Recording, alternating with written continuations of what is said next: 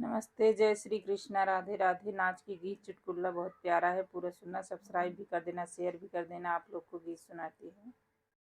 कामवा करत दुबराई गईली, भौजी हमका ससुइया लगाई दिहली। कामवा करत दुबराई गईली, भौजी हमका ससुइया लगाई दिहली। भौजी हमका ससुइया लगाई दिहली। खानवा बनाई त गैस ना भरावई, खानवा बनाई त गैस ना भरावई।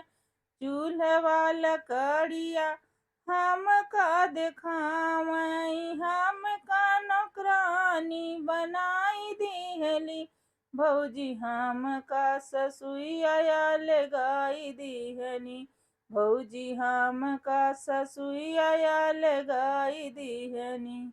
कामवा करत दुबराई गईली, भौजी हमका ससुइया लगाई दिहनी।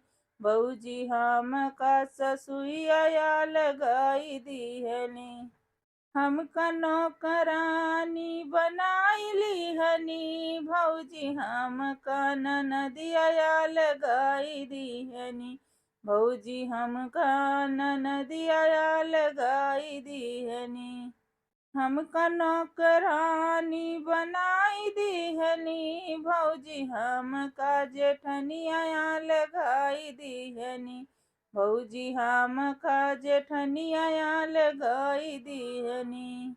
पनिया भरन के न मोटर लगवावे, पनिया भरन के न मोटर लगवावे।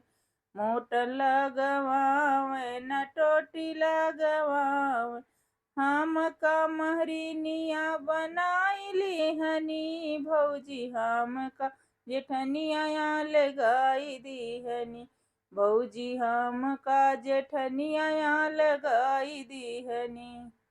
कामवा करत दुबराई गईली, कामवा करत दुबराई गईली।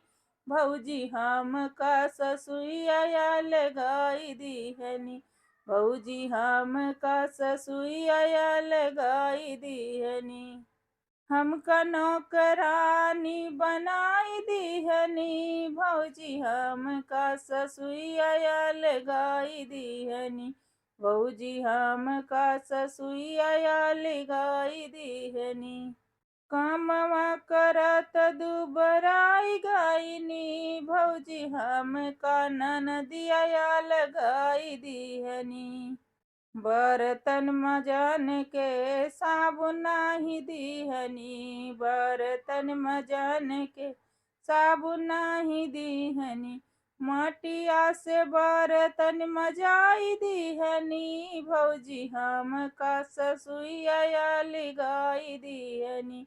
भौजी हमका ननदिया